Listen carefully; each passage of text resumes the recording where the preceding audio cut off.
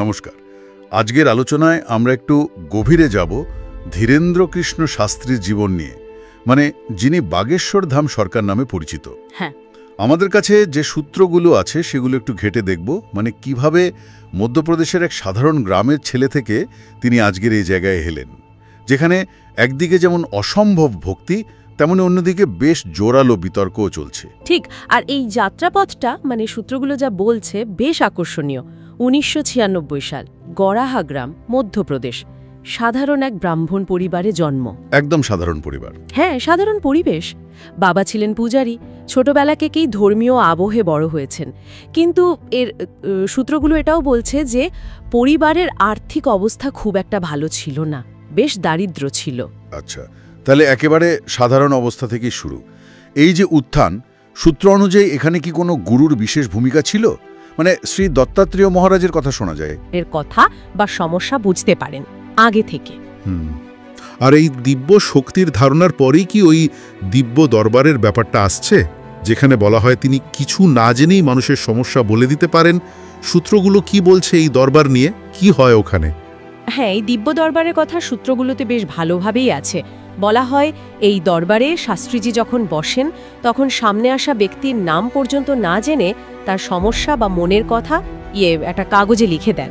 তাই নাকি? হ্যাঁ, প্রথমে এটা তার গ্রাম গড়হাতেই হতো, কিন্তু এই ঘটনার কথা মানে মুখে মুখে ছড়ালো, আর তারপর সোশ্যাল মিডিয়া হু হু করে ছড়িয়ে পড়ল। সোশ্যাল মিডিয়ার মাধ্যমে তাহলে ব্যাপক প্রচার। একদম। মানুষ তো অবাক, মানে এটা কি করে সম্ভব কোনো তথ্য ছাড়া। আর এই থেকেই তো বিষয়টা বেশ জটিল হয়ে উঠছে, তাই না? একদিকে যেমন তার এই ক্ষমতা নিয়ে প্রশ্ন উঠছে, অনেক যুক্তিবাদী সংগঠন থেকে চ্যালেঞ্জ করা হচ্ছে, ঠিক তেমনি আবার সূত্রগুলো বলছে তার ভক্ত সংখ্যা কিন্তু কমছে না, বরং বেড়েই চলেছে। এই যে বৈপরীত্য, এটা কিন্তু বেশ অদ্ভুত। একদম।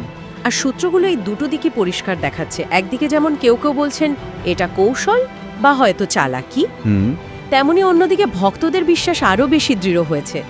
ভক্তরা যা বলছেন, মানে সূত্র অনুযায়ী তিনি নাকি নিঃস্বার্থভাবে মানুষের নানা সমস্যা, ধরুন ধর্মীয়, মানসিক বা পারিবারিক, সেগুলোর সমাধানে সাহায্য করেন। আচ্ছা, তারা তাকে ঠিক গডম্যান বা কোনো জাদুকর হিসেবে দেখছেন না, বরং ভগবানের একজন সেবক মনে করছেন যিনি পথ দেখাচ্ছেন।